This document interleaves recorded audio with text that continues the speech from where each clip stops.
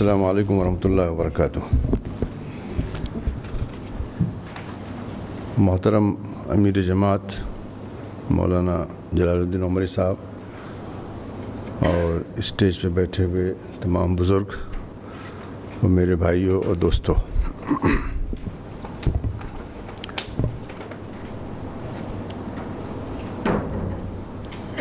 سب سے پہلے میں جماعت اسلامی ہند کو مبارکباد دینا چاہتا ہوں کہ انہوں نے ایک بہت ہی بڑا کام کیا، اور وہ یہ ہے کہ پورے ملک سے مدارس اسلامیہ و عربیہ کے فارغین کو یہاں جمع کیا ہے اور ایک کافی لمبا پروگرام تشکیل دیا ہے، جس میں میرے خیال میں اسلام کے تقریباً تمام مسائل اور آج کی جو مشکلات ہیں مسلمانوں کی، خصوصاً ہندوستان میں، ان سب کا احاطہ کیا ہے۔ انشاءاللہ میں امید کرتا ہوں کہ جب آپ یہاں سے بہت کچھ ایک فکری سرمایہ لے کر کے جائیں گے، تاکہ اس ملک میں آج مسلمانوں کی جو حالت ہے اور اس ملک کے باہر بھی مسلمانوں کی جو حالت ہے، اس میں اپنا خاطر خواہ آپ کا کنٹریبیوشن، آپ کا مساہمہ ہو اس کے اندر۔ یقیناً آپ نے بہت ہی اچھے مدارس میں تعلیم حاصل کی ہے اور 7-8 سال بلکہ شاید 10-12 سال بھی آپ نے وہاں لگائے ہیں، لیکن چونکہ میں انہی مدارس کا بھی پڑھا ہوا ہوں میں، اور اس کے بعد جامعۃ الازہر قاہرہ میں بھی میں نے پڑھا ہے، تو میرا یہ اندازہ ہے، یہ خیال ہے کہ ہماری تعلیم جو آج دینی تعلیم کے نام سے ہو رہی ہے، اس میں کچھ کمی ہے۔ اس میں کمی ہے کہ کچھ مواد تو پڑھائے جاتے ہیں، لیکن آج کی دنیا کے مسائل سے آپ کو واقف نہیں کرایا جاتا، زندگی کے مسائل سے واقف نہیں کرایا جاتا، ان زبانوں سے واقف نہیں کرایا جاتا ہے جس کا کہ آج دنیا میں چلن ہے۔ عربی زبان کا یقیناً چلن پہلے بھی تھا اور آج بھی ہے، اور انشاءاللہ چونکہ اللہ پاک نے قرآن شریف کو محفوظ رکھنے کی ذمہ داری لی ہے، اس لیے ہمیشہ وہ رہے گی وہ، لیکن اس کے باوجود آج دنیا میں کچھ دوسری زبانوں کا چلن ہے جن کے جانے بغیر آپ قیادت نہیں کر سکتے ہیں۔ ہندوستان میں ہی حالانکہ کاغذ پر لکھا ہوا ہے کہ یہاں کی زبان ہندی ہے، لیکن اگر آپ انگریزی نہیں جانتے ہیں تو ہندوستان میں بھی آپ پورے یعنی ایفیکٹو طریقے سے، فعال طریقے سے آپ یہاں پر اپنا کام انجام نہیں دے سکتے ہیں، بلکہ آپ جائیں گے بڑی بڑی کانفرنسوں میں جائیں گے یا ذمہ داران سے ملیں گے، وزراء سے ملیں گے، وزیر اعظم سے ملیں گے، تو آپ دیکھیں گے کہ آپ کو وہاں کچھ سمجھ میں نہیں آ رہا وہاں کیا بات ہو رہی ہے۔ اس لیے اس بات کا بھی آج بھی اسلام کے اندر کوئی یہ نہیں ہے کہ آپ نے ایک مدرسے سے فراغت حاصل کر کے تو آپ کی تعلیم پوری ہو گئی، بلکہ اطلبوا العلم من المہد الی اللحد، مرتے دم تک آپ کے اوپر فرض ہے۔ اس لیے جو بھی ابھی بھی آپ انشاءاللہ ابھی زندگی کی شروعات میں ہی ہیں، ابھی آپ نے فراغت ہی حاصل کی ہے، تو اس بات کا دھیان رکھیں، کم سے کم ایک زبان انگریزی زبان جو ہے ضرور، اور آپ کی جو مقامی زبان ہے، کہیں گجراتی ہوگی، کہیں بنگالی ہوگی، کہیں آسامی ہوگی، کہیں کچھ جو بھی ہوگی، وہ زبان بھی ضرور جانیں۔ مجھے بہت افسوس ہوا، کچھ سال پہلے میں آسام گیا تھا، تو وہاں معلوم ہوا کہ وہاں کے مدارس عربیہ میں پڑھنے والے بچے آسامی نہیں جانتے، اس لیے کہ اردو میں پڑھائی ہوتی ہے اور آسامی نہیں جانتے۔ آپ اس صوبے میں رہ رہے ہیں جہاں پہ ہر سرکاری کام اسی ایک زبان میں ہو رہا ہے، اگر آپ وہ نہیں جانیں گے تو آپ کیسے فعال طریقے سے وہاں پر سوسائٹی میں کام کریں گے آپ؟ تو یہ بہت ہی ضروری ہے۔ ہم نے ایک خانے تبدیل کر دیے، دو خانے بنا لیے، ایک دینی اور دنیاوی۔ ایسا کچھ نہیں ہے، حضور پاک نے ایسا کچھ نہیں کیا تھا۔ حضور پاک جب مدینہ پہنچے تو ان کے اولین کاموں میں سے یہ تھا کہ انہوں نے مسلمانوں کا ایک مارکیٹ بنا دیا، اس لیے کہ وہاں جو مارکیٹ بنا ہوا تھا اس پر یہودی قابض تھے۔ انہوں نے دوسری جگہ بتائی، کہا دیکھو یہ تمہارا ہے، اور اس کے بعد سے مکے سے آنے والے اور خود انصار سب لوگوں نے اس مارکیٹ کو اپنا بنا لیا۔ تو یہ کوئی معمولی بات نہیں تھی، بہت ہی دور رس بات تھی. اگر آپ مارکیٹ کے اوپر، اگر آپ پروڈیوس کے اوپر، اگر آپ خریدنے کے اوپر، اگر آپ اپنے پیسے کے اوپر کہاں خرچ کر رہے ہیں، کہاں جا رہا ہے، کہاں، وہ آپ کے ہاتھ میں نہیں ہوگا، کسی اور کے ہاتھ میں ہوگا، تو یقیناً جو ہے آپ معاشرے میں پوری طرح سے یعنی فعال نہیں ہوں گے، معاشرے میں اثر انداز نہیں ہو سکتے ہیں. یہ ایک چھوٹی سی مثال ہے، لیکن اس کے علاوہ جنگی جو چیزیں تھیں، وَأَعِدُّوا لَهُم مَا اسْتَطَعْتُم مِّن قُوَّةٍ، ہمیشہ کے لیے ہے، آج کے لیے نہیں ہے. ہندوستان میں یقیناً ہم اقلیت ہیں، اس لیے ہمارے پر یہ چیز لاگو نہیں ہوتی ہے، لیکن اور چیزوں میں ہوتی ہے. معاشی طور سے ہم طاقتور ہوں، تعلیمی طور سے ہم طاقتور ہوں، اور بھی جو بہت سی چیزیں ہیں. اخلاقی طور سے سب سے اہم چیز تو مسلمان کے لیے اخلاقی چیز ہے. اخلاق دیکھ کر کے لوگ مسلمان ہوتے تھے، آج اخلاق دیکھ کر کے لوگ کہتے ہیں کہ میں کیوں مسلمان ہوں. یہ سب سوچنے کی بات ہے. اور آپ چونکہ ایک جہاں پہ بھی ہوں گے وہاں پہ ایک قائد کی حیثیت سے ہوں گے، ایک لیڈر کی حیثیت سے ہوں گے، اس لیے آپ کا یہ فرض ہوگا کہ آپ اپنے معاشرے کو اخلاقی طور سے بہت ہی بلند کریں. معلوم ہونے لگے کہ مسلمان ہونے کا یہ مطلب ہوتا ہے، وہ جھوٹ نہیں بولتا، وہ غش نہیں کرتا، وہ چوری نہیں کرتا. آج ایک عام مسلمان کی تصویر اس ملک کے اندر بھی اور بہت سے دوسرے ملکوں کے اندر بھی بہت ہی خراب ہو چکی ہے. وہ اسی لیے کہ ہم نے محنت نہیں کی اس کے اوپر. ہم اپنے آپ کو بند کر لیا، کمروں میں بند کر لیا، حجروں میں بند کر لیا، مدرسوں میں بند کر لیا. یہ صرف ہندوستان میں نہیں اور جگہوں پر بھی ہے. تو اس سے نکلنے کی ضرورت ہے، معاشرے میں آنے کی ضرورت ہے، تاکہ ہم وہ تبدیلی لا سکیں جس سے الاسلام یعلو ولا یعلی علیہ، یہ ہمیشہ کے لیے بتا دیا گیا. اسلام بلند ہوتا ہے، اسلام نیچے نہیں ہوتا. تو کیسے ہوگا؟ وہ ہمارے اعمال سے ہی تو ہوگا. اگر ہم کہف میں جا کے بیٹھ جائیں تو ہم نہیں ہوگا، بلکہ زندگی میں نکلنا ہوگا، ہم کو میدان عمل میں آنا ہوگا، ہم کو مارکیٹ میں بھی آنا ہوگا، ہم کو آفس میں بھی آنا ہوگا، جو بھی جگہ ہیں وہاں پہنچنا ہوگا اور وہاں پہ تبدیلی لانی ہوگی. تو یہ خدا کے واسطے جو ہے حجرے کو اپنی جگہ نہ بنائیں، بلکہ زندگی کا جو بہت ہی بڑا ایک میدان ہے اس کو بنائیں، اور جس طرح ہی تبدیلی لا سکتے ہیں تبدیلی لائیں. صرف عمل نہیں ہے، صرف ریچول طقوس نہیں ہے. نماز پڑھنا فرض ہے، لیکن نماز کے ساتھ الصلاۃ تنہی عن الفحشاء والمنکر والبغی وہ بھی آنا چاہیے. اگر نماز صرف ماتھا ٹیکنے کی بات ہے تو اس سے اللہ پاک کو حاصل کچھ نہیں ہوگا، بلکہ وہ عمل جو اللہ پاک نے بتایا کہ اس سے کیا ہمارے اخلاق میں تبدیلی آتی ہے وہ آنا ضروری ہے، اور وہ بتانا بھی ضروری ہے. آپ مساجد میں ہوں گے، مساجد میں خطبہ عربی میں پڑھ دیا جاتا ہے. یہ بلاد عربیہ میں تو ٹھیک ہے، لیکن یہاں پہ اس کا کیا فائدہ؟ آپ نے ایک ایسی چیز جو اللہ پاک نے آپ کو ایک ہمیشہ کے لیے ایک نعمت عطا کی تھی، ہر ہفتے لوگ آئیں گے، بیٹھیں گے، آپ کی بات سنیں گے، اس کو آپ نے ضائع کر دیا. اس کو زندہ کیجئے. مقامی زبان جو بھی زبان ہو، کہیں پر کہیں پہ ملیالم ہوگی، کہیں پہ آسامی ہوگی، جو زبان بھی ہوگی اس کے اندر لوگوں کو سنائیں، سمجھائیں، بتائیں، جو آج کے مسائل ہیں اس کے بارے میں بتائیں. دوسرا خطبہ یقیناً عربی میں ہوگا، لیکن پہلا خطبہ اس کو لوگوں کی تزکیہ، لوگوں کی تعلیم کے لیے استعمال کریں. اگر ہم یہ کریں گے تو انشاءاللہ تبدیلی آئے گی. میں جماعت اسلامی ہند کا بہت ہی شکریہ ادا کرتا ہوں، اور امت کی طرف سے شکریہ ادا کرتا ہوں کہ انہوں نے ایسی چیزیں، یہ پہلی بار نہیں ہے بلکہ یہ مستقل اس طرح کی چیزیں کرتے رہتے ہیں. لٹریچر بھی انہوں نے بہت ہی اچھا تیار کر دیا ہے، جس سے کہ آپ خود بھی استفادہ کر سکتے ہیں اور دوسرے لوگوں کو بھی دے سکتے ہیں. اور اس قسم کے جو پروگرام ہیں اس سے یقیناً بہت بڑا فائدہ ہوگا. اور آپ لوگ پہنچیں گے اپنی اپنی جگہوں پہ تو انشاءاللہ دوسرے ہزاروں لوگوں کا فائدہ ہوگا. اسی پر اپنی بات ختم کرتا ہوں. والسلام علیکم ورحمۃ اللہ وبرکاتہ. بسم اللہ الرحمن الرحیم وبہ نستعین. حضرت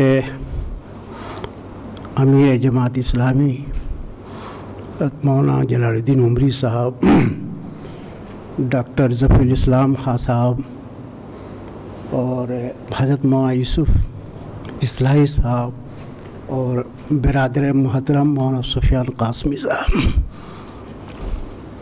اور مولانا اس اجلاس کے روح رواں مولانا رفیق قاسمی صاحب دامت برکاتہ. ڈاکٹر ظفر الاسلام خان صاحب ماہر تعلیم ہیں، جہاں دیدہ آدمی ہیں، مختلف یونیورسٹیوں کے تجربات رکھ رہے تھے آپ کے سامنے. اب یہ معلوم ہے کہ آپ کہیں مدرس ہوں گے، کہیں شیخ الحدیث ہوں گے، کہیں شیخ التفسیر ہوں گے، کہیں معقولات پڑھا رہے ہوں گے، کہیں منطق فلسفہ کا درس دے رہے ہیں، مجھے معلوم ہے، اور آپ کی خدمات سے انکار بالکل نہیں ہے۔ میں نے بھی 30 سال تک آپ ہی کی طرح کہیں نہیں کہیں پڑھایا، 2 جگہ، ایک تو مہندیان جہاں شاہ ولی اللہ مدفون ہیں، اور دوسرا مدرسہ امینیہ، 15 سال 16 سال وہاں، تقریباً 15 سال اس کے بعد سے، اور کچھ آپ ہی جیسے کچھ کتابوں کو بھی میں نے پڑھایا ہے، بہزاوی فلاں فلاں فلاں فلاں، حجت اللہ الباقر۔ مجھے صرف آپ سے 1-2 باتیں کرنی ہے۔ آپ اور ہم ایک خاص مسلک کے ماننے والے ہیں، چونکہ ہندوستان میں غلبہ ہے مسلک حنفیت کا، اس سے انحراف تو شاہ ولی اللہ بھی نہیں کر سکے۔ انہوں نے لکھا ہے کہ باوجود اس کے کہ میرا ذہن یہ ہے، لیکن چونکہ عمل ہو رہا ہے ہندوستان میں اس لیے میں بھی ہوں۔ لیکن آپ مدرس ہیں، شاہ صاحب نے جو بات کہی ہے وہ سنانا چاہتا ہوں۔ کہتے ہیں عملاً حنفی ہوں، اس سے انحراف نہیں کرتا ہوں، لیکن تدریساً جب میدان تدریس میں آتا ہوں، مدرس ہو جاتا ہوں، پڑھاتا ہوں، تو کبھی حنفی ہو جاتا ہوں، کبھی شافعی ہو جاتا ہوں۔ آپ عمل کیجئے اس پر، لیکن جب حدیث کا درس دینے آئیے تو تھوڑا سا وہاں وسعت نظر بھی ہونی چاہیے۔ یہ نہیں ہونا چاہیے کہ ہم ایک ہی مسلک پر زور دیں اور دوسرے مسالک کو نظر انداز کر دیں۔ اگر آپ نے طلبہ کے سامنے اس پہلو کو رکھا تو طلبہ کے اندر ایک پڑھنے کا، مطالعہ کا شوق پیدا ہوگا، ذوق پیدا ہوگا۔ اور اگر آپ نے ہمارے بیٹھے ہوئے ہیں مولانا سفیان قاسمی صاحب، انور شاہ کشمیری رحمۃ اللہ علیہ 2 باتیں کرتے تھے۔ ایک تو بڑے جوش جلال کے ساتھ کہتے تھے میں نے مسلک حنفیت کو اتنا مضبوط کر دیا ہے کہ 100 سال تک اس کی جڑوں کو نقصان نہیں پہنچا سکتا ہے۔ اور وہی شاہ صاحب اخیر میں کہنے لگے تھے کہ ہم نے اپنی عمر کو ضائع کیا ہے مسلک کے ترجیح میں۔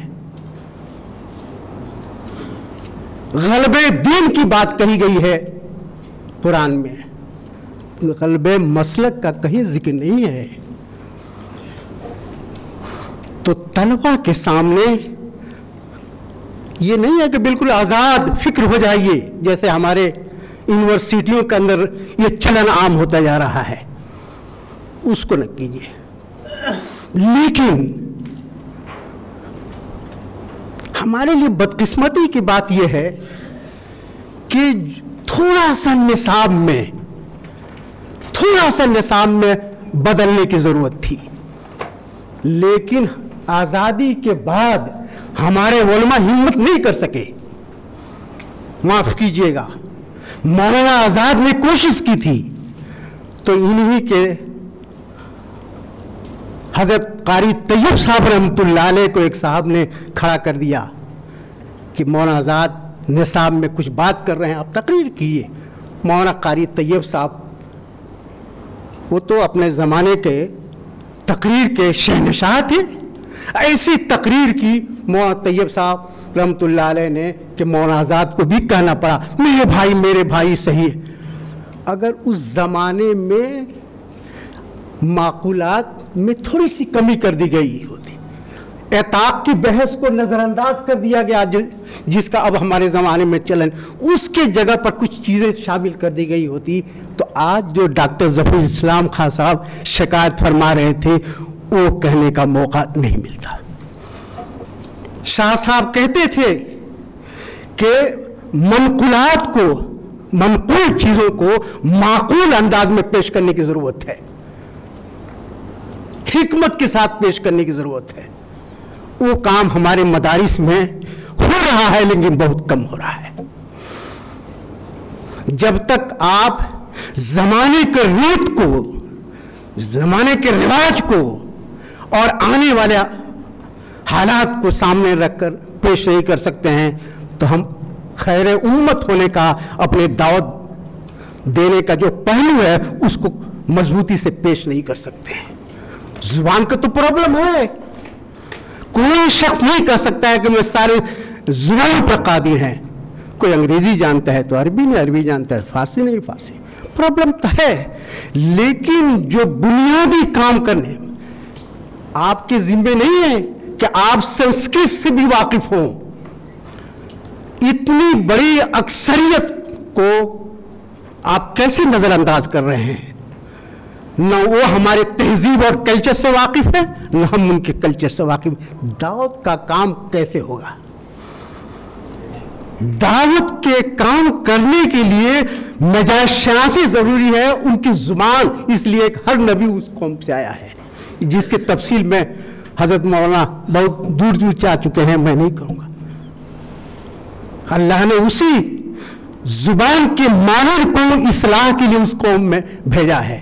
وہ بھی تو ہوتا ہے کہ فرانس کے جاپان میں جرمنی میں بھیج دیتا، لیکن وہ مجاز کے خلاف تھا. تو زبان. پھر ایک بات میں اپنی بات کر کے ختم کروں گا. حضور یہ اختصاص کا دور ہے، اختصاص کا دور ہے. آپ کسی بھی زبان میں یا کسی بھی فن میں مہارت پیدا کیجئے اور طلبہ کو ترغیب دیجئے. ہمارے مدارس کا تو عجیب رواج ہے، منطق بھی، نحو، صرف، فلاں فلاں فلاں فلاں، اتنے فنون ہے کیا یاد کرنا مشکل. لیکن اس کا نتیجہ ہوتا ہے نہ مدرس کسی فن میں کامل فن ہو پاتا ہے، نہ طالب علم ہو پاتا ہے. یہ نصاب کی، اور ہمارا نصاب اتنا سکہ وہ مضبوط اور مستحکم ہے کہ کوئی نہیں. حالانکہ آج دنیا میں ہر 2 سال 3 سال میں، خود ہندوستان میں 1 سال 2 سال میں نصاب میں تبدیلی کی جا رہی ہے. بنیادی چیزوں کو باقی رکھیے. قرآن، احادیث، اس میں تو کسی کے بات میں مانی، لیکن جب فنون کے دائرہ ہے تو کیا اس میں حذف اضافہ نہیں کر سکتے ہیں؟ کیا یہ منصوص ہے؟ اس لیے میں صرف یہی آپ سے کہوں گا، اور مولانا رفیق قاسمی صاحب دامت برکاتہم کو اور حضرت امیر جماعت کو، یہ سب ہم لوگ ایک برادری کے لوگ ہیں. آپ اجنبیت نہ محسوس کیجئے، سب ایک برادری کے لوگ ہیں. اور جو روشنی کا حضرت مولانا نے انتظام کیا ہے، اس روشنی سے فائدہ اٹھائیے. میں دیکھ رہا تھا عناوین بڑے اچھے عنوان ہے اور دانشور لوگ آئیں گے. یہ 1 ہفتہ یا 1.5 ہفتہ چلے گا، آپ ان سے استفادہ کیجیے اور حضرت مولانا دامت برکاتہم کے لیے دعا دیجیے. یہ اچھا موقع ہے، کچھ سیکھ کر جائیے. اور سیکھنا آپ اپنے لیے نہیں کر رہے ہیں، سیکھ رہے ہیں بچوں کے لیے، بچوں کے تعلیم اور تربیت. دیکھیے تعلیم تو ہے، تربیت نہیں ہے.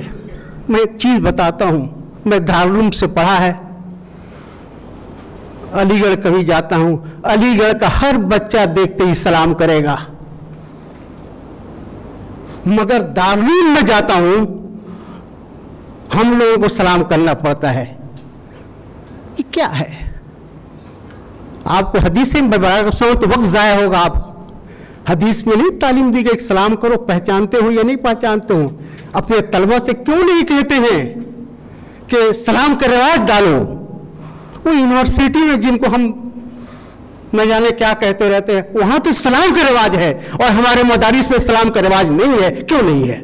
میں ندوہ میں گیا، ندوہ اگر فارغ ہیں وہ، وہاں بھی میں نے دیکھا کم ہے.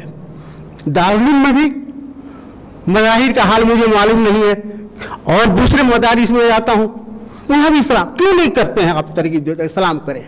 تو یہ سب چھوٹی چھوٹی باتیں ہیں. یہ تعلیم दे रहे हैं मजबूती से, इसमें कोई शुबा नहीं है, लेकिन तरबियत में दिया कीजिए ना। और हमारे एक बुजुर्ग कहा करते थे कि तालीम से मुकद्दम है तरबियत, तरबियत होनी चाहिए। इसलिए ये अच्छा मौका है सीखने का, समझने का और शरीयत की तफहीम का। ये बहुत अच्छा मौका है जिसका हज़रत अमीर की क़यादत में हज़रत मौलाना रफ़ी कासमी की रहनुमाई में हो रहा है। मैं इनको और आप सबको मुबारकबाद देता हूँ कि अल्लाह ने आपको तौफ़ीक़ अता फरमाई और इनके इंतज़ाम करने का मौका न दिया। शुक्रिया। अस्सलामु अलैकुम व रहमतुल्लाहि व बरकातुहू।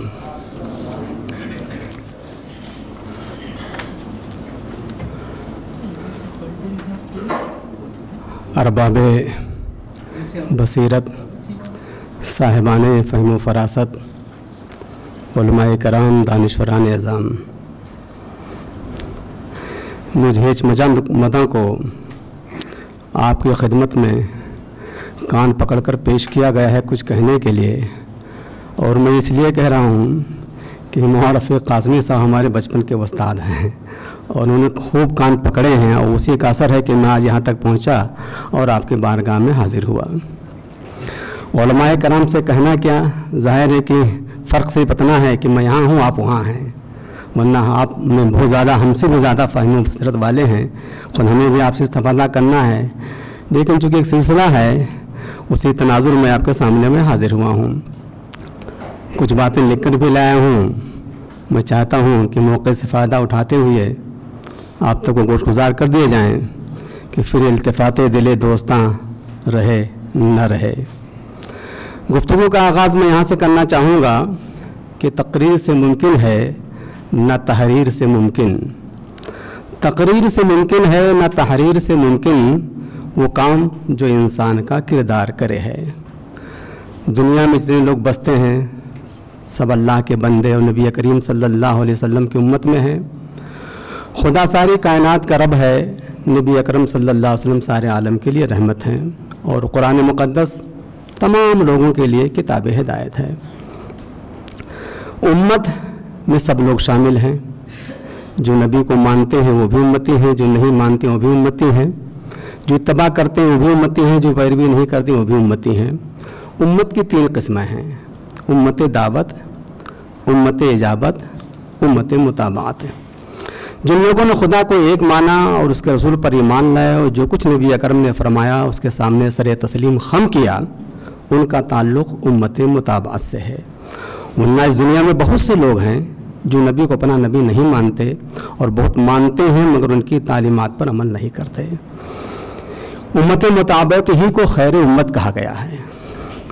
इसे अच्छाइयों का हुक्म देने और बुराइयों से रोकने के लिए कहा गया है। इरशाद बारी ताला है, कुंतुम खैर उम्मतिन उखरिजत लिन्नास तामुरूना बिल मारूफ व तनहौना अनिल मुनकर। इस आयत करीमा की रोशनी में उम्मत मुताबिक के तमाम फ़र्द की जिम्मेदारी बनती है कि खुदावंद क़ुद्दूस के बताए हुए अहकाम पर अमल करे। समाज में उसका इस तसव्वुर का उभरना कि ये सिर्फ़ उलमा की ज़िम्मेदारी है, ओहदा बरा नहीं होया जा सकता। हदीस शरीफ में वाज़ेह लफ्ज़ों में फरमाया गया है, कुल्लुकुम राइन व कुल्लुकुम मसऊल अन रअयतिही। ये अलग बात है कि एक आलिम दीन होने के नाते हम सब की जिम्मेदारियाँ बढ़ जाती हैं, क्योंकि कुरान मुक़द्दस में फरमाया गया है, हल यस्तवी अल्लज़ीना यअलमून वल्लज़ीना ला यअलमून।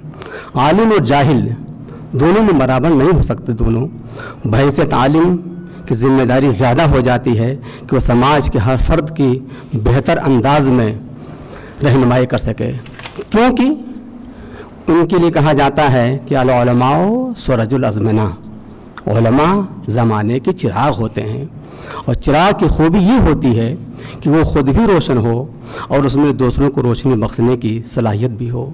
और बिहम्दी ताला हमारे उलमा में ये खूबी पाई जाती है कि दूसरों के लिए रोशनी का सबब बन जाएं। अब मिल्लत की रहनुमाई के लिए उसे किन महासिन से आरास्ता होना चाहिए, इसका जानना बेहद ज़रूरी है, ताकि वो सही मानों में मिल्लत की क़यादत और रहनुमाई का फ़रीज़ा अंजाम दे सकें। पहली बात तो ये है کہ وہ نہ صرف دینی تعلیم سے آراستہ ہو بلکہ عصری تعلیم سے بھی اس کی واقفیت ضروری ہے، تاکہ آج کل کے نوجوان افراد کے ذہن و دماغ میں مذہب کے تئیں پیدا ہونے والے شکوک و شبہات کو وہ دور کر سکے۔ ہم یہ نہیں کہتے کہ عصری علوم کا اتنا ماہر ہو جائے کہ دینی علوم کے حیثیت ثانوی بن جائے، بلکہ میرا موقف اور کہنا یہ ہے کہ عصری علوم کی اسے اتنی شدت ضرور ہو کہ قرآنی آیات کی صحیح توجیہ کر کے آج کل کے نوجوانوں کو مطمئن کر سکے، جیسے کہ قرآن کریم میں فرمایا گیا ہے وَلِلْوَالِدَاتِ يُرْضِعْنَ أَوْلَادَهُنَّ حَوْلَيْنِ كَامِلَيْنِ، ماؤں کے لیے ضروری ہے کہ وہ اپنے اولاد کو 2 سال مکمل دودھ پلائیں۔ مغرب سے متاثر لوگوں نے اس آیت کے خلاف عمل کرنا شروع کیا، ڈبہ بند دودھ کا استعمال ہونے لگا، نتیجہ کیا ہوا ہم سب اس سے واقف ہیں۔ لیکن جب ماں کے دودھ کی افادیت معلوم ہوئی تو سب ڈاکٹروں نے یہی کہنا شروع کر دیا کہ ماں کے دودھ سے بہتر کوئی دودھ نہیں ہے، چونکہ ماں کے دودھ میں 2 سال تک مکمل بیماریوں کے خلاف لڑنے کی شکتی اور طاقت ہوتی ہے۔ اس لیے اللہ تعالیٰ نے قرآن مقدس میں ماؤں کو پورے 2 سال اپنے بچوں کو دودھ پلانے کا حکم دیا ہے۔ اب یہ علماء اس کی توجیہ کریں گے، علماء سمجھائیں گے نوجوان نسل کو، تب ان کے سمجھ میں آئے گا۔ اگر اس توجیہ کے ذریعے قرآن آیات کو آج کی نسل کو سمجھایا جائے، نئی نسل کو سمجھایا جائے تو ان کے لیے زیادہ سود مند ہوگا۔ ویسے بھی قرآن مقدس میں اقرأ باسم ربک سے دینی علوم، الذی خلق وخلق الانسان من علق سے عصری علوم کی طرف اشارہ کیا گیا ہے۔ خواہ دینی علوم ہوں یا عصری علوم، ان کا مقصد ایک ہی ہے، اور وہ ہے رب تعالیٰ کی کنہ و حقیقت کی معرفت۔ جو جتنا اہل علم ہوگا اسے اتنا ہی زیادہ رب تعالیٰ کے بارے میں معرفت حاصل ہوگی، اور جسے جتنی زیادہ معرفت ہوگی اس کے دل میں اتنا ہی زیادہ خوف الہی ہوگا، جیسا کہ قرآن مقدس میں فرمایا گیا ہے انما یخشی اللہ من عبادہ العلماء۔ خشیت الہی اور خوف الہی کا مقام و مرتبہ کیا ہے؟ امام غزالی رحمۃ اللہ تعالیٰ کی اس قول سے ہم لوگ سمجھ سکتے ہیں۔ وہ فرماتے ہیں الناس کلہم موتا الا العلماء، العلماء کلہم نائمون الا العاملین، العاملون کلہم فی خسران الا المخلصین، المخلصون کلہم علی خطر الا الخائفین۔ یعنی جن کے دلوں میں خوف الہی ہے وہی حقیقت میں اللہ کے محبوب و مقرب بندے ہیں۔ قرآن مقدس نے دوسرے مقام پر ربنا آتنا فی الدنیا حسنہ و فی الآخرہ حسنہ کے ذریعے ہمیں دنیا و آخرت دونوں بہتر بنانے کی تعلیم دی ہے، اور ہم روزانہ صبح و شام اللہ رب العزت سے دنیا و آخرت کی اچھائی کا مطالبہ تو ضرور کرتے ہیں، مگر دنیا کو بہتر بنانے کی طرف ہمارا دھیان کیوں نہیں جاتا ہے؟ ہمارے علماء بھی جمعے کے خطبات میں ساری باتیں آخرت ہی کے تعلق سے کیوں کرتے ہیں؟ کیا انہیں یہ نہیں معلوم کہ دنیا آخرت کی کھیتی ہے؟ اس لیے آج کے علماء مبلغین سے ہماری گزارش ہے کہ ان بھولے بھالے مسلمانوں کو جہاں قیامت، حساب و کتاب، جنت و جہنم کے بارے میں بتا کر آخرت کا خوف دلائیں، وہیں دنیا کی اچھائی بیان کر کے ضرور دینی تعلیم حاصل کرنے کے بعد ڈاکٹر، انجینئر، منصف، IPS اور DM بننے کی طرف رغبت دلائیں، تاکہ ملکی سیاست میں مسلمانوں کی جو حیثیت تابع داری کی ہے وہ حصے داری میں بدل سکے۔ مٹا دی جائیں گی یا خود مٹیں گی وہ قومیں جن میں بیداری نہ ہوگی۔ چونکہ ہمارے علماء قوم کو علم کی طرف راغب نہیں کرتے، اس لیے کہ ملت اسلامیہ میں تعلیم کا فیصد تسلی بخش نہیں، اور جہاں تعلیمی ادارے ہیں وہ اپنی ذمہ داریاں بخوبی نہیں انجام دے رہے ہیں، جس کے باعث علمی فیضان سے یہ ملت محروم ہے۔ بقول اقبال، اس قوم کی قسمت میں لکھی ہے تباہی جس قوم کے مکتب کی فضا ٹھیک نہیں ہے۔ ملت کی رہنمائی کا بہتر فریضہ انجام دینے کے لیے یہ بھی ضروری ہے کہ رہنما صاحب ثروت ہو، تاکہ وہ بے لوث ہو کر قوم کی رہنمائی کا ہم فریضہ انجام دے سکے۔ اگر خود وہ ضرورت مند ہے تو اس کی نظر ہمیشہ لوگوں کی دولت و ثروت پر ہوگی، جس کی بنیاد پر وہ بے لوث ہو کر رہنمائی کا فریضہ انجام نہ دے سکے گا۔ اس لیے حدیث شریف میں اس کی بڑی فضیلت آئی ہے اور فرمایا گیا ہے کہ دینے والا ہاتھ لینے والے ہاتھ سے بہتر ہوتا ہے۔ ایک رہنما کے اندر سب کے ساتھ لے کر چلنے کی صلاحیت کا ہونا بھی ضروری ہے، دنیا میں مختلف سماج کے، مختلف فکر کے، مختلف عقیدے کے لوگ ہوتے ہیں، سب کو لے کر کیسے ساتھ چلا جائے، اس صلاحیت کا بھی ہونا اس کے اندر بہت ضروری ہے۔ یہ اس وقت ممکن ہے جب ہمارے قائد علاقائی، مسلکی اور نسلی تعصبات سے کوسوں دور ہوں اور باہمی رنجش اور آپسی اختلافات کے مفہوم سے بھی نہ بلد ہوں۔ اگر آج کے ہمارے علماء ان اوصاف سے خالی ہوں تبھی رہنمائی کا صحیح اور بہتر فریضہ انجام دے سکتے ہیں۔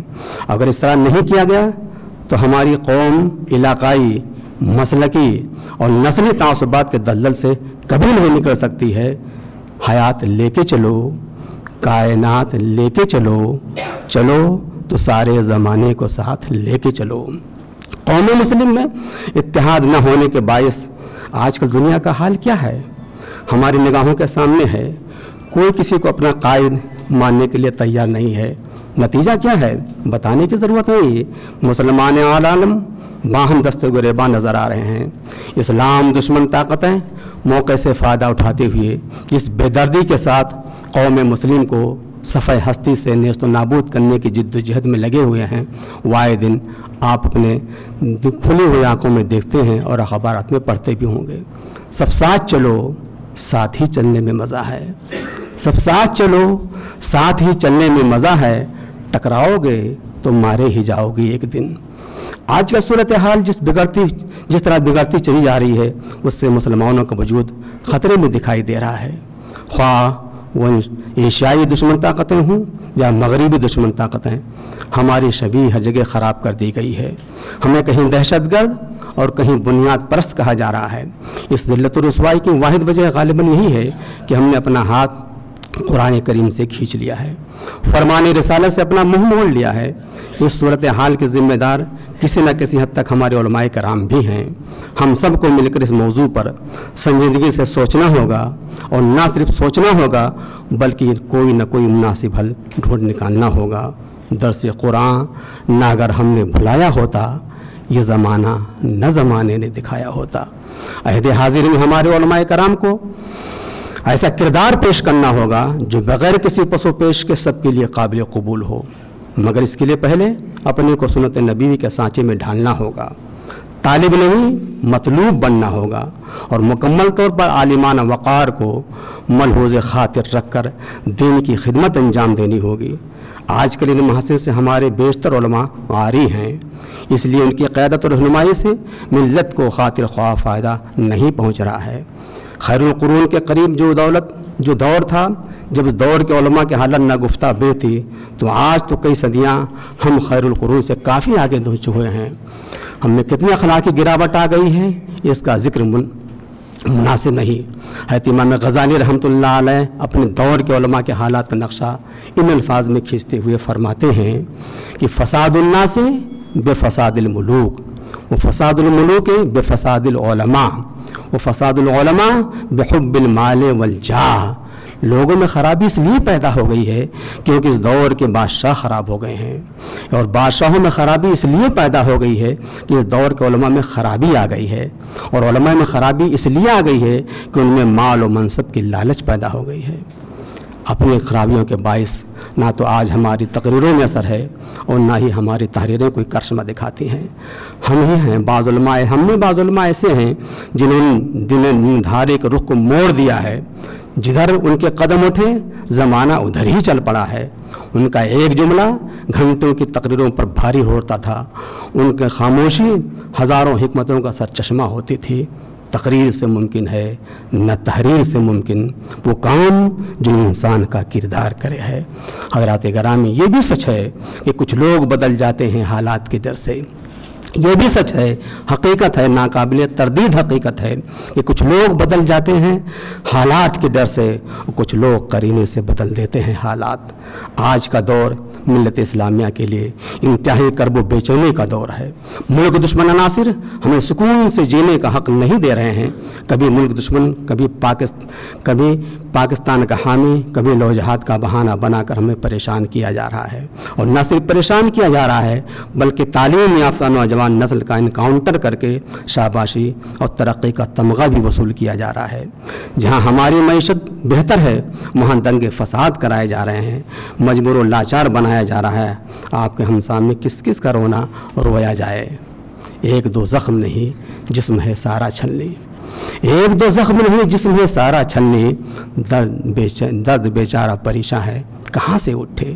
جس منظم سازش کے تحت ہمیں مٹانے کی کوشش کی جا رہی ہے، اسی طرح منظم سازش کے تحت ہمیں اپنی تعلیم، اپنی معیشت کے تحفظ کے لیے مؤثر اور کارگر لائحہ عمل تیار کرنا ہوگا۔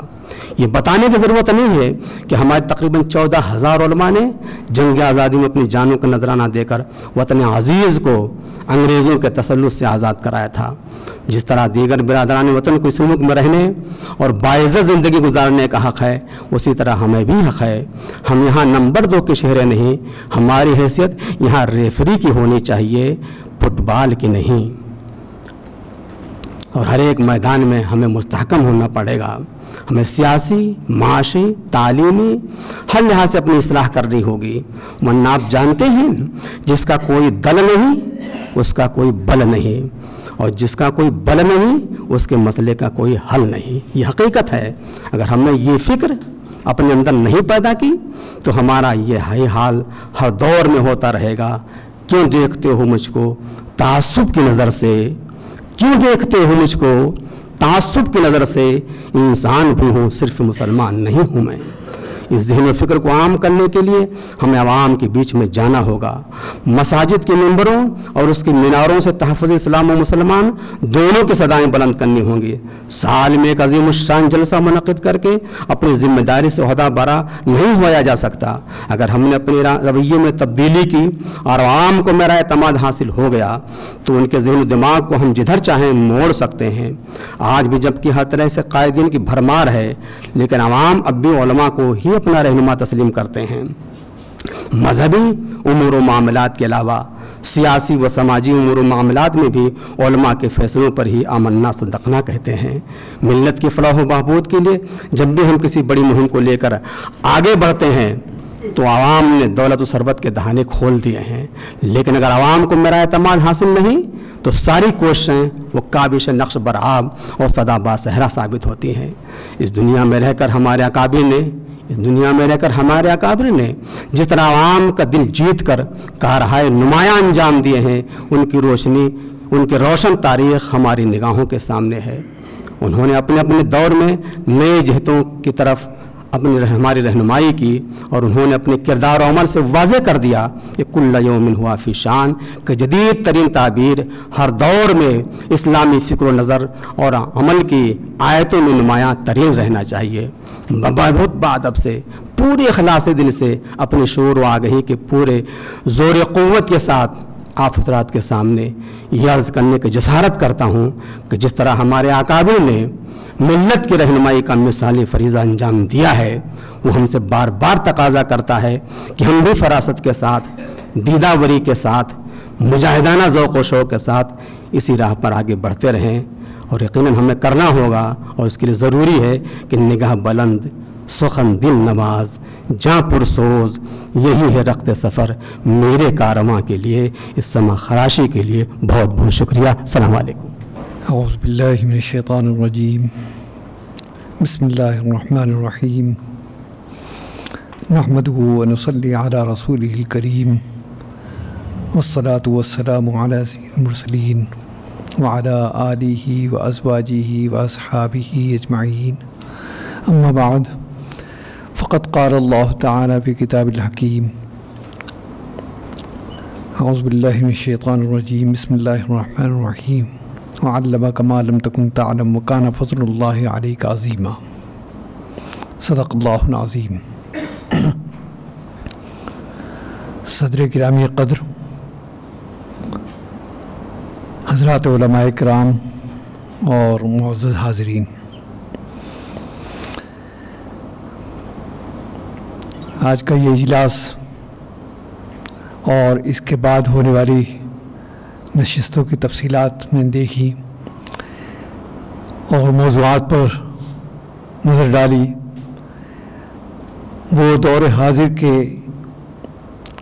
انتہائی اہم ترین اور حساس موضوعات ہیں۔ بلا شک و شبہ لائق تبریک جماعت اسلامی کے تمام ذمہ داران اور امیر جماعت انہوں نے اس پروگرام کا انعقاد کیا اور دور حاضر کے ان حساس مسئلوں کو سمجھتے ہوئے ملک کے مختلف حصوں سے علماء کرام کو جمع کیا.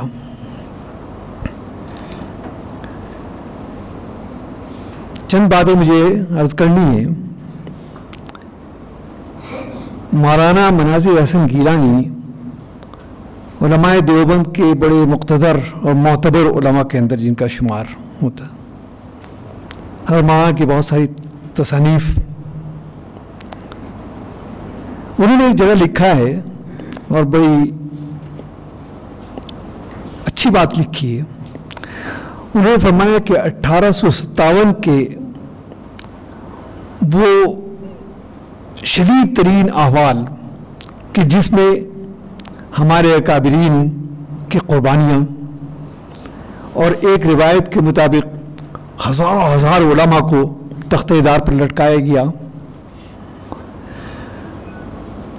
کہ وہ اس کا تصور نہیں کر سکتے. اور خاص طور پر آج جب کہ اس پر 150 برس کا عرصہ گزر گیا، کیونکہ وہ لوگ صاحب حال تھے اور ہم صاحب قال ہیں، دونوں میں فرق ہے. انہوں نے جن حالات کے اندر اور مستقبل کے بارے میں سوچا تو مولانا نے لکھا ہے کہ 2 طریقے ہوتے ہیں حالات سے نمٹنے کے.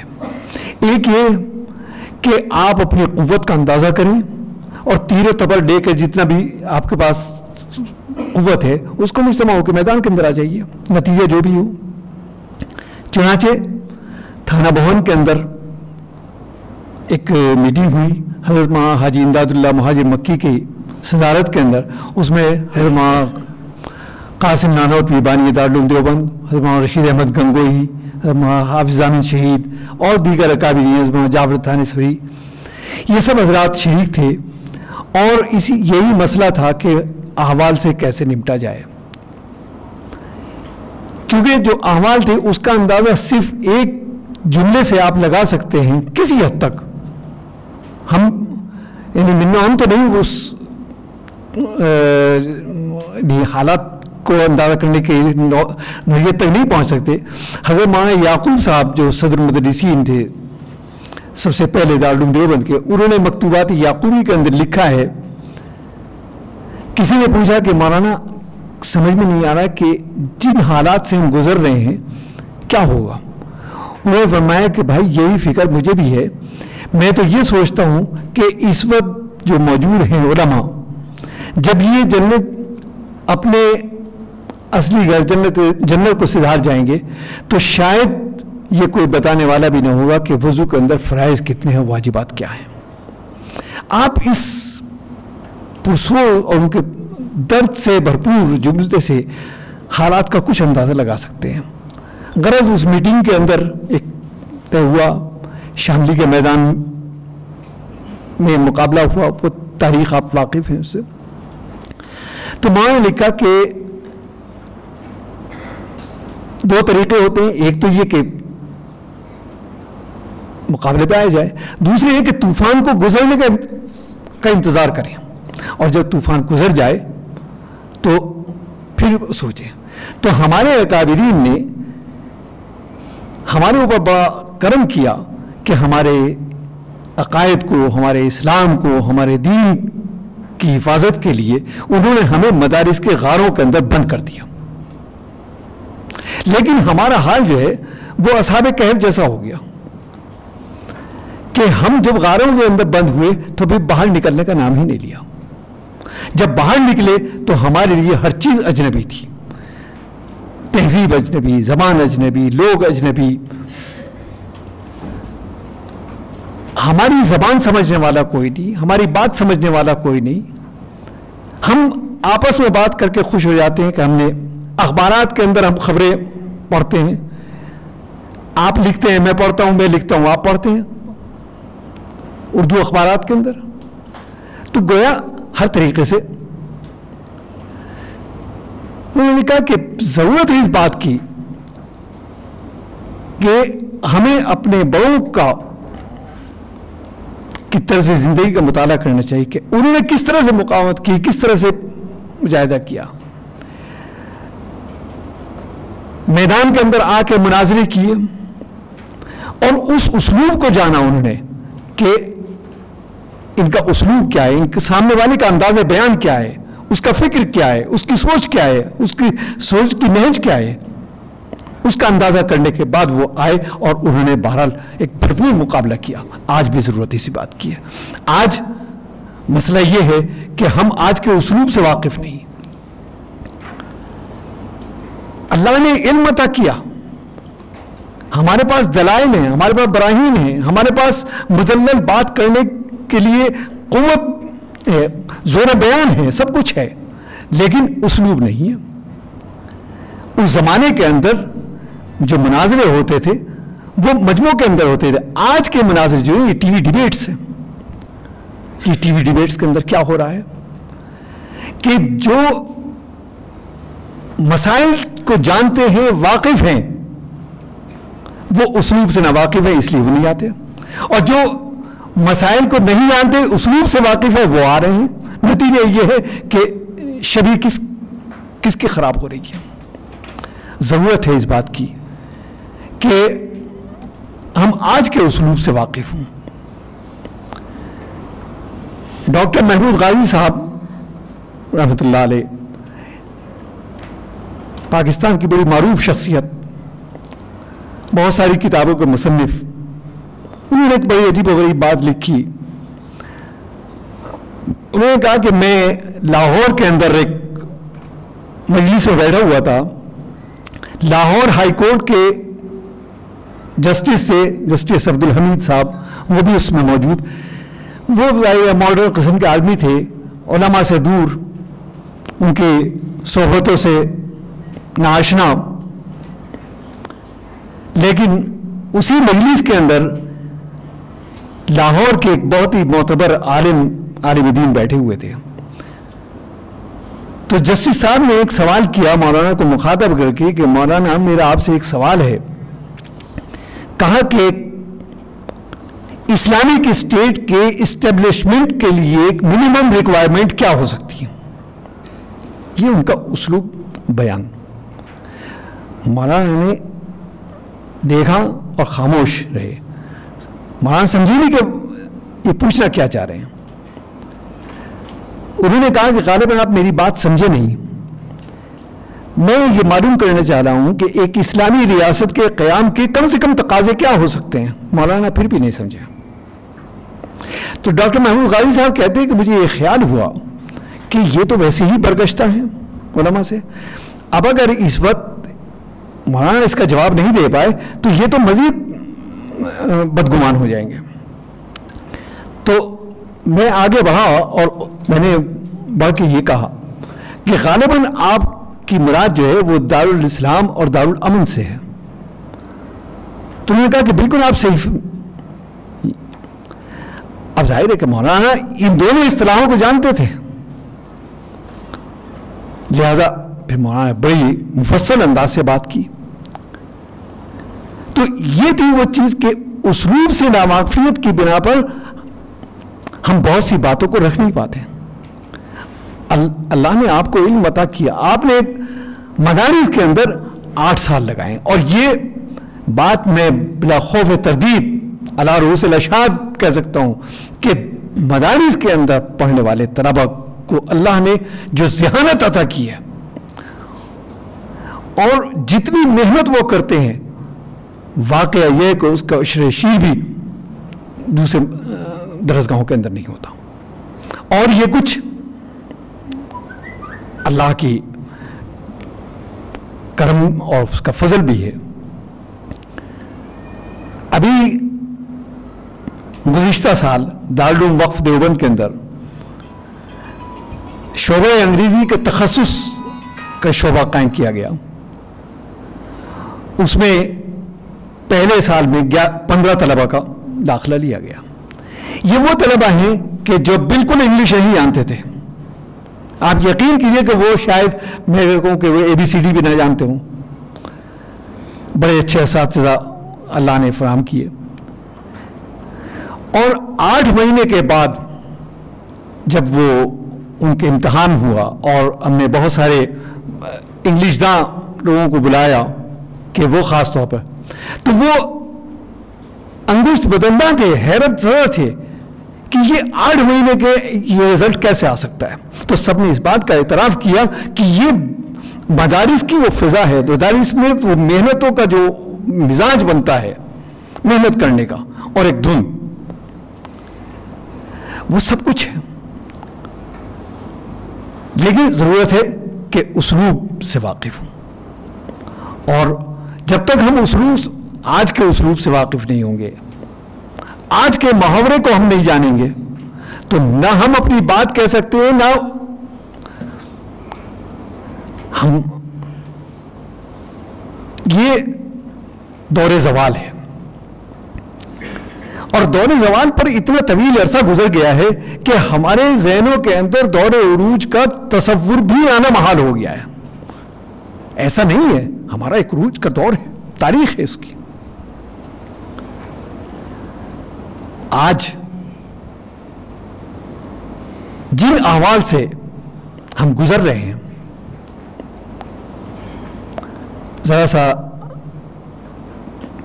مطالعہ کریں تاریخ پر اور پیچھے لوٹیں تو بنو عباس کا آخری دور جو ہے بالکل جس میں زوال اپنی انتہا کو پہنچ رہا تھا، اس وقت عالم یہ تھا کہ بغداد کے ہر چوراہے پر مناظرے ہو رہے تھے، ایک دوسرے پر کفر کے فتوے لگائے جا رہے تھے، ایک دوسرے کو اسلام سے باہر خارج کیا جا رہا تھا. تو یہ زوال کی علامت ہے کہ انتشار، افتراق، کہ 10 آدمی بھی ایک پلیٹ فارم پر ایک جگہ پر جمع نہ ہوں. ہماری حرمہ نصیحی کہ آج کا دور بھی کچھ ایسا ہی ہے. اب چاہے ہم غیروں کی سازش کا شکار ہو رہے ہوں یا ہمارے اندر کمی ہے، غور کرنے کی ضرورت ہے.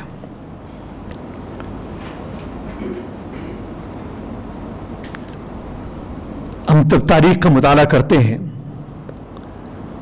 تو یوں تو دیکھیے ان 14 صدیوں کے اندر کوئی عشرہ بھی شاید ایسا نہ گزرا ہو کہ جس میں مسلمان کسی نہ کسی مزاحمت، کسی نہ کسی مسائل کا شکار نہ ہو، ہر دور کے اندر. اور تاریخ یہ بتاتی ہے، اور اکثر مورخ اس بات پر متفق ہیں کہ ان 14 صدیوں کے اندر سب سے نازک ترین، سب سے خطرناک دور اگر کوئی گزرا ہے تو وہ تھا تاتاریوں کی یلغار اور تاتاریوں کی یورش. لاکھوں لاکھ مسلمانوں کا قتل عام ہوا. بغداد کی گلی کوچوں کے اندر گھٹنوں گھٹنوں خون، اور وہ ایک تاریخ ہے، اس کو سب سے خطرناک دور قرار دیتے ہیں. لیکن میرا اپنا خیال ہے، ایک طالب علمانہ خیال ہے، میں ضروری نہیں کہ یہ صحیح ہو یا آپ حضرات اس سے متفق ہوں، میں یہ سمجھتا ہوں کہ آج کا دور جو ہے وہ اس دور سے زیادہ خطرناک ہے. اور وجہ اس کی کیا ہے کہ تاتاری جو تھے وہ ایک غیر مہذب قوم تھی. انہوں نے انتقامی جذبے کے تحت ایک یلغار کی، اور ان کا منشا صرف قتل و غارت گری تھا. انہوں نے قتل و غارت گری کی، مسلمانوں کے جو فنون تھے، علوم تھے، ان کو دریا برد کیا، وہ سب انتقامی، کھوپڑیوں کے مینار بنائے، سب کچھ کیا.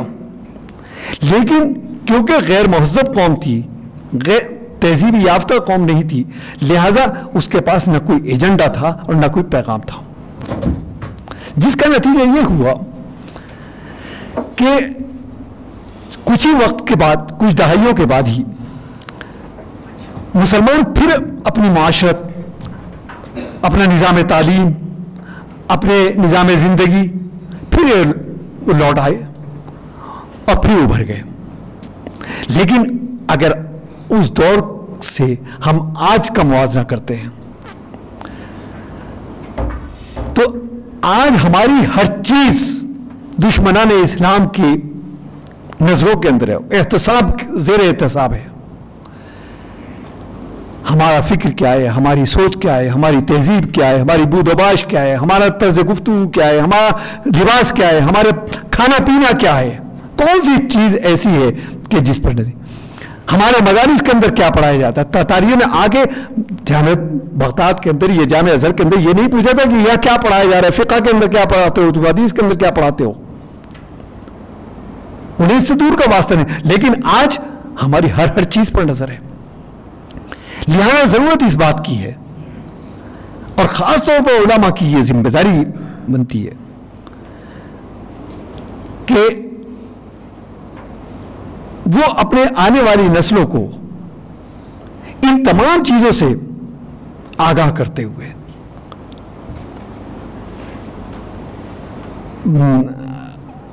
اور ان کو اس میں ان خطرات سے آگاہ کرتے ہوئے نئی نسل کو تیار کرنے کی ضرورت ہے.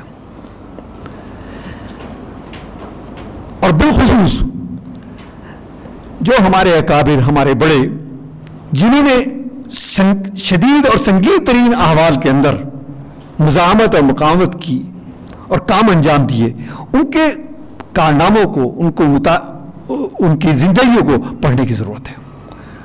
بے التزام پڑھنے، ان کو بتایا جائے کہ وہ اپنے اکابرین کی تاریخ کو پڑھیں، اس سے ایک تو حوصلہ ملے گا. دوسری، یہ جو مایوسی کی کیفیت ایک تاریخ ہو رہی ہے، یہ تاریخ کی جا رہی ہے، یا ہم اس کا شکار ہو رہے ہیں. قرآن لا تقنطوا من رحمت اللہ، مایوسی یا نا امیدی تو ہمارے دین میں گزر ہی نہیں ہے اس کا.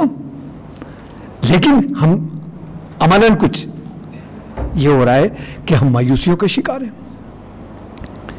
کچھ ہیں، کچھ کیا جا رہا ہے، اور ہم اس لیے ہو رہے ہیں کہ ہماری نہ تو تاریخ پر نظر ہے اور نہ ہمارے اپنے اکابرین، اور سب سے بڑھ کر یہ کہ نبی کریم علیہ الصلوۃ والسلام کی حیات طیبہ پر ہماری نظر نہیں ہے. ہمارے طلبہ، میں اپنے مدرسہ دارالعلوم میں کہتا ہوں کہ لازمی ہے، اسی طرح سے لازمی ہے جس طرح سے آپ حدیث پڑھ رہے ہیں، جس طرح سے آپ قرآن کریم پڑھ رہے ہیں، لازمی ہے کہ آپ اس میں رسول اکرم علیہ الصلوۃ والسلام کا باستعمال مطالعہ کریں.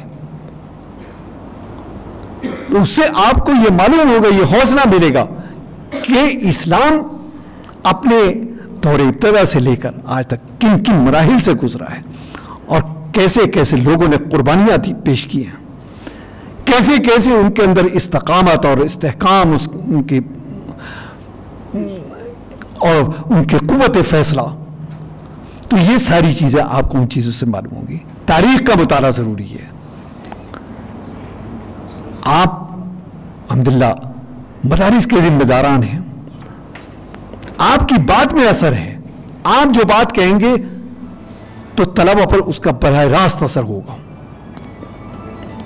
تو ضرورت ہے اس بات کی کہ آپ اس کو، کیونکہ ہم دعوت کے لیے آئے ہیں، یہ امت دعوت کے لیے آئی ہے. لیکن زوال کیا ہے کہ قابل تبلیغ سب سے پہلے دین تھا. دین ہی قابل تبلیغ ہے، باقی کوئی. پھر زوال آیا تو مسلک قابل تبلیغ بن گیا. ہم نے مسلک کو تبلیغ کا مرکز اور محور بنا دیا. پھر مزید زوال آیا تو مسلک سے نیچے اترے تو مذہب پر آ گئے. ہم نے مذہب کو قابل تبلیغ قرار دے دیا. پھر اور زوال آیا تو ہم نے مشرق کو قابل تبلیغ بنا دیا کہ میں جس شیخ سے عقیدت یا ارادت یا محبت یا عقیدت کا تعلق رکھتا ہوں، اگر آپ اس سے محبت نہیں رکھتے، یہ وہ انحطاط ہے. ہمیں خود بھی سمجھنا ہے اور ہمیں اپنے طلباء کو بھی سمجھانا ہے، اس نئی نسل کو تیار کرنا ہے۔ آج کے حالات، آج کے احوال، آج کے محاورے، آج کے تقاضوں کو آپ بھرپور طریقے پر مطالعہ کریں اور اپنے ان طلباء کو اس بتائیں، راستہ بتائیں، روشنی دکھائیں، آپ کے بتائے ہوئے نقش قدم پر چلیں گے۔ میں طلباء کو بتاتا ہوں کہ آج آپ طالب علم ہیں، آپ کی ہر غلطی قابل معافی، آپ کو بتانے والے موجود، آپ کو سمجھانے والے موجود۔ اگر آج آپ کوئی غلطی کرتے ہیں تو اس کا اثر صرف آپ کی ذات تک ہوگا، لیکن کل جب آپ ایک ذمہ دار عالم بن کر اپنے علاقے کے اندر، اپنے بستیوں کے اندر آپ جائیں گے تو اس وقت آپ کی غلطی جو ہے وہ قابل معافی نہیں ہوگی۔ آپ کا ایک ایک عمل، ایک ایک قول، ایک ایک فعل، ایک ایک قدم تنقید کی نظر سے دیکھا جائے گا،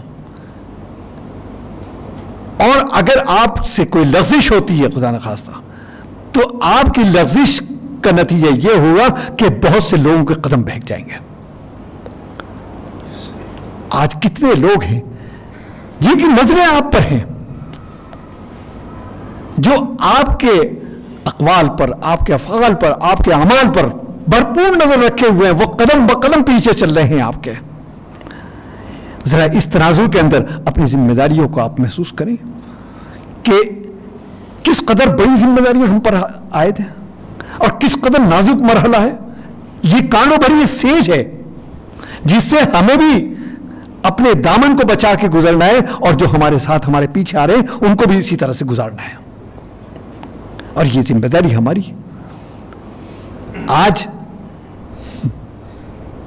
ملکی سطح سے لے کر عالمی سطح تک جو حالات ہیں کہ ہر آنے والا دن، ہر طلوع ہونے والا سورج نئے اندیشے، نئے خدشات، نئی خبریں، نئی حوصلہ شکن واقعات وہ لے کر آ رہا ہے۔ ان حالات کے اندر، ان تمام کو کے تنازع کے اندر ہمیں اپنی راہ کو متعین کرنا ہے، اپنے کردار کو متعین کرنا ہے، اپنے مشن کو، اپنے ہدف کو متعین کرنا ہے، اور نہ صرف ہمیں پہنچنا ہے بلکہ ہمیں اپنے آنے والی نسلوں کو، کیونکہ ایک بات یاد رکھیے، اور یہ بڑے بڑے تھنک ٹینکر بیٹھے ہوئے ہیں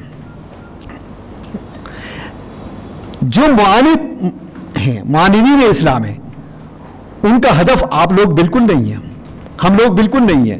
ہمارے بارے میں ان کا خیال ہے کہ 10-20 سال بعد یہ تو نکل جائیں گے۔